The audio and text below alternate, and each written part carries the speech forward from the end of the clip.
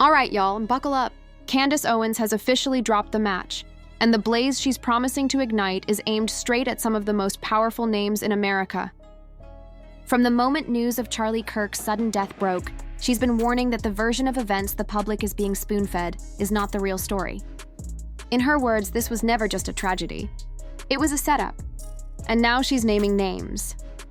According to Candace, Charlie was under extreme pressure in the weeks before his death. She claims he was threatened by a tight inner circle of billionaires, the kind of people who operate in the shadows and expect everyone to look the other way. Those alleged threats left him anxious, paranoid, and convinced that something dangerous was looming over him.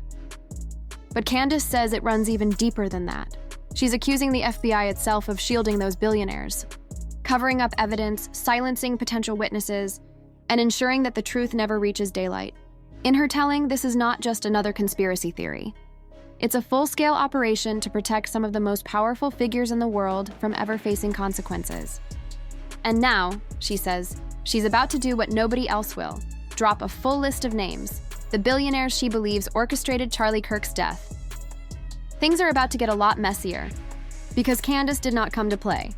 If anything, she's doubling down. For months, many assumed she would move on from the Kirk situation. They were wrong. Instead, she seems more determined than ever to expose the secrets and the cover-ups she claims have been happening right under our noses.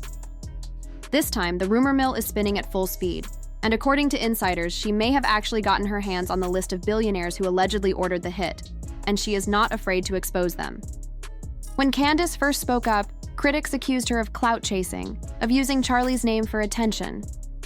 But the receipts she's been dropping lately have made even some of her skeptics pause. If she's right, a lot of people may owe her an apology. Look back to the day of the incident. Federal agents wasted no time stepping in. In a press release, the Bureau said, "As soon as we heard about the shooting, special agents and personnel from the Salt Lake City field office responded immediately. We have full resources devoted to this investigation, including tactical, operational, investigative, and intelligence. To be clear, the FBI will fully support and co-lead this investigation alongside our partners." At first, people praised the feds for moving so quickly. The FBI's resources dwarfed those of local law enforcement, and many took the Bureau's involvement as a sign the case would be solved swiftly. But Candace immediately called foul. In her view, the speed of the takeover was not about solving the crime. It was about controlling the narrative. She tweeted, "The feds immediately interjected and took over the case from local police departments. If they had wanted to catch Charlie's killer, they would have immediately publicized all pictures and videos, and the internet would have solved it in minutes." Her point hit a nerve. In a world where crowdsourcing solves cold cases on social media and surveillance footage can go viral overnight, the FBI's decision to keep evidence sealed looked, to her, less like diligence and more like a cover-up. Now, Owens is promising to break the story wide open. Whether she's sitting on bombshell evidence or just building anticipation, her narrative is gaining traction online. To her supporters, she's a lone truth-teller taking on billionaires and government agencies. To her critics, she's a provocateur weaving conspiracy theories out of grief and speculation. But even they admit, her claims have forced uncomfortable questions into the public square. As the noise grows, one thing is certain: Candace Owens has put powerful people on notice. And if she really does release that list, it won't just be another headline. It could be a turning point. Candace Owens has not backed down. If anything, she's turning up the volume. In a recent round of posts and interviews, she accused federal agents of orchestrating a massive cover-up surrounding Charlie Kirk's death. "More people were involved, and we need to know who they are," she warned. Drawing a sharp connection between school shootings and private Discord chats, Candace argued that an entire underground network is quietly operating online, and she wants to know exactly who is directing it. She went even further, amplifying a viral post that claimed, "I guarantee the FBI was in that Discord server, and that's why we won't get it before it's been scrubbed." At the time, many dismissed her as being a conspiracy theorist as usual, but her persistence and her details began to raise eyebrows. She wasn't just hinting anymore. She was naming patterns, quoting specific platforms, and pointing to the kinds of behaviors that make people pause. According to Candace, Charlie Kirk was deeply unsettled in the weeks before his death. She says he was panicky, frightened, and convinced that someone was going to hurt him. Her story paints a picture of a man who had crossed powerful lines and knew there would be consequences. Candace claims that Charlie had gotten himself into serious trouble with Billionaire sponsors who were not used to hearing the word no. Charlie Kirk was fighting with some very powerful billionaires that he took money from over things he was discussing, she posted. The pressure on him was immense over the last 2 weeks. The truth will be revealed. The messages will be leaked and the movement he built will rise up. She also retweeted another post that sent shockwaves through her followers. Charlie was about to lose his last major donor because he refused to ban Tucker Carlson from events. There are a lot of people shedding crocodile tears. The billionaires must be exposed for the credence that they are.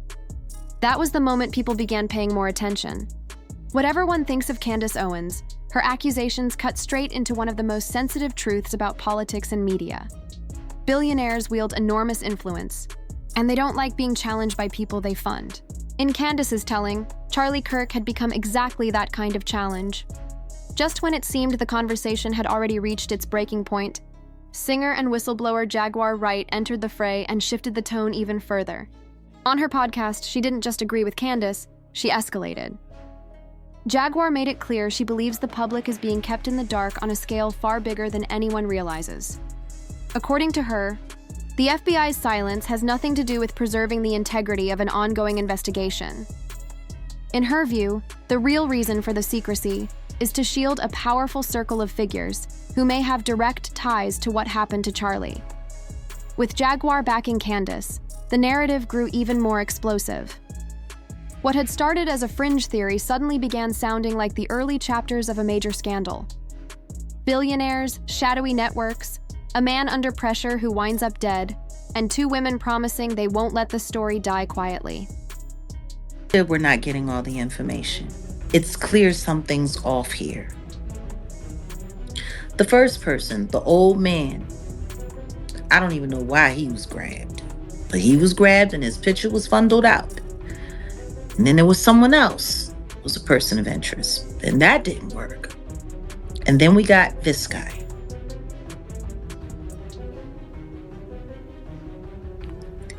He had a bulletproof vest that might have caught the exit, really? That's interesting. That's definitely an interesting point of view. But what kind of bulletproof vest are you talking about?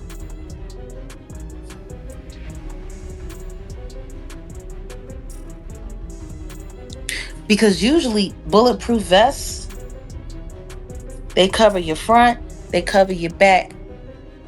There's points of vulnerability on the sides usually. I haven't seen too many. I mean, was he wearing like hardcore Kevlar? Like fully body casted? That's wild. Nobody mentioned that yet. Military grade. He was wearing military grade. I don't know. It's funny. Seems like they might have mentioned that. But y'all, there's more. She also had a guest on her show who made some pretty interesting points.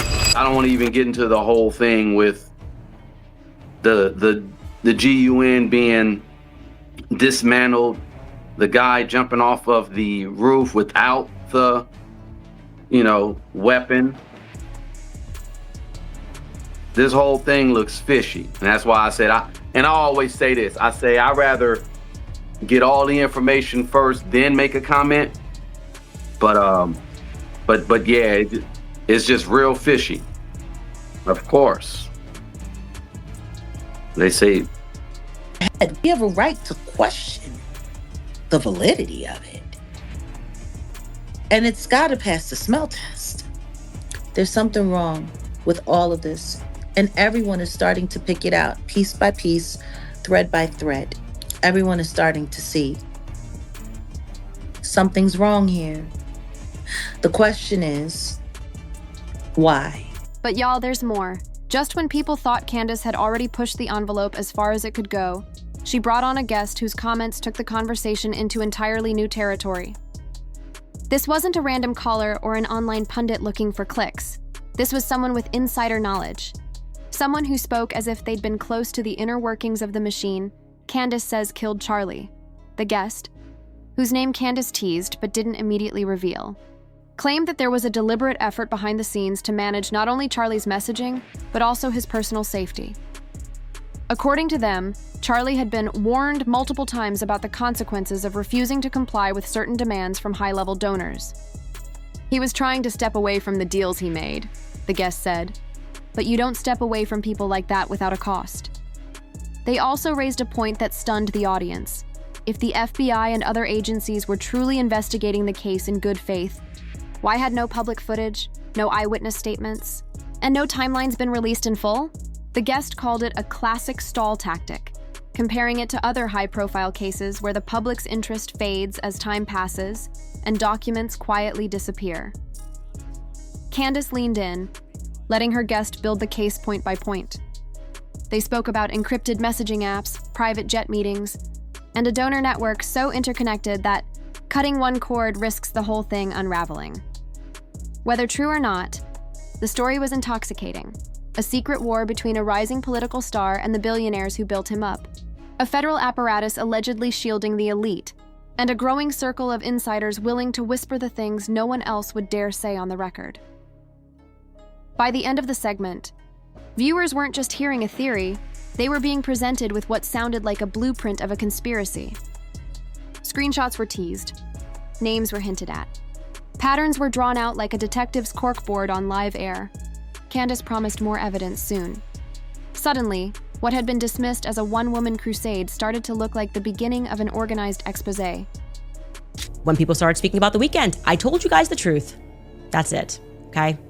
I don't like the fact that Charlie was literally facing financial threats over his speech, the thing that mattered most to him, right? Fighting for free speech. Even if you disagreed with somebody, you got to make sure that they have a right to express their viewpoints. And what happened to me a year earlier seemed to be happening to him 1 year later. The real question is why, and that is where everything begins to unravel.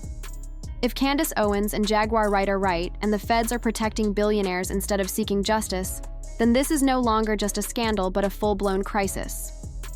That became clearer when the FBI abruptly announced they had arrested a young man named Tyler Robinson, claiming he acted entirely alone. Candace immediately called the move a cover-up, and because she had already pulled receipts that had people believing her, fans began flooding the feds with demands for transparency.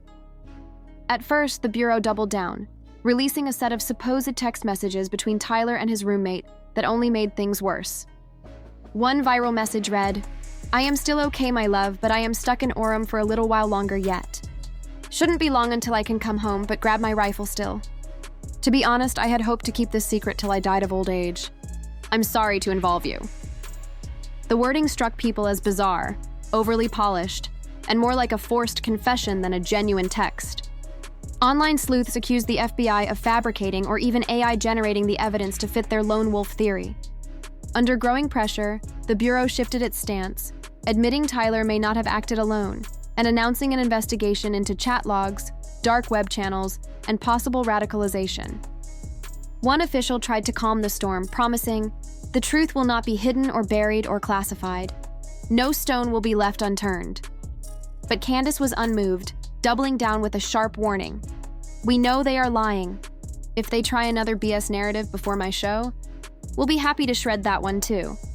At that moment, the case stopped being a straightforward investigation and morphed into a high-stakes battle of narratives, Candace versus the FBI, each move raising the tension, each twist drawing the public deeper into the spectacle. Things took an even sharper turn when Tyler Robinson's grandmother stepped forward, insisting that her grandson was being framed. "My son, his dad, is a Republican for Trump. Most of my family are Republicans. I don't know a single one who's a Democrat. I'm just so confused. I don't think he ever shot a gun, to tell you the truth. He doesn't hunt. He's never liked anything like that. I know he doesn't own any guns. There's just no way he could have been that good of a shot. There's absolutely no way that he did that. I've watched that child grow up, and I can't imagine it ever being him. And I'm not just saying that as his grandma. "It's just knowing him as I do now," she said. At first, no one believed her. After all, it is a grandmother's instinct to defend her grandson no matter what. But Candace Owens broke the pattern. She publicly questioned the official narrative and hinted that Tyler might not only be innocent, but had been set up as a fall guy by powerful billionaires. Who called the hit on Charlie? "We need answers," she tweeted, later warning. "Be very wary and suspicious of the people already telling us to stop asking questions about the Charlie Kirk assassination." Her posts grew even more incendiary. "They tormented Charlie Kirk until the day he died. Tucker Carlson. This is a fact. Pressure, intimidation, financial threat. Stop lying. Money moves people to do strange things. If you betrayed Charlie, I will find out." She claimed whoever ordered Kirk's assassination was realizing it had been a catastrophic mistake. They thought they were going to grassy knoll it. Instead, they awakened the entire world. The escalation did not stop there. Owens began to openly suggest government involvement in a cover-up, tweeting that, "The federal government is pressuring Utah officials to close the Charlie Kirk case. I wonder why." On her show, she doubled down, alleging that Kirk's most powerful sponsors had tried to force him to publicly endorse ideologies he did not believe in. When he refused and their funding disappeared, she claimed, the threats began, marking the start of a much darker and more dangerous game being played behind the scenes. Have it now on a very well-placed authoritative source that the FBI is putting an absurd amount of pressure right now on the authorities in Utah and also the rest of the government in Utah to come out and to say that the Charlie Kirk case is closed. They want it over. They want Charlie's assassination to be officially ruled lone gunman.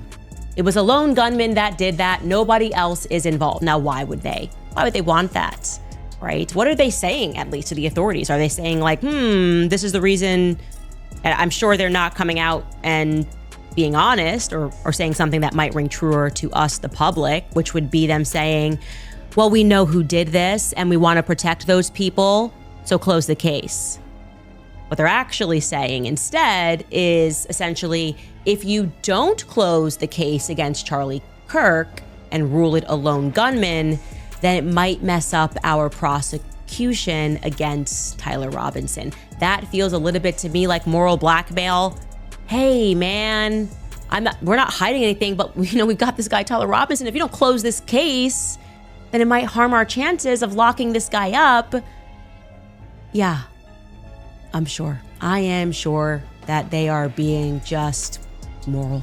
I'm sure they're telling the truth to the authorities. Now, I want to remind you guys, we should take a look at their current case against Tyler Robinson to see if we should accept this narrative, because currently there is absolutely no video which shows Tyler Robinson firing the weapon or even taking aim at Charlie Kirk. In fact, the individual who filmed the footage of the shooter on the roof, the lone video that exists of the shooter on the roof, also told me that he doesn't think that Tyler Robinson is the guy.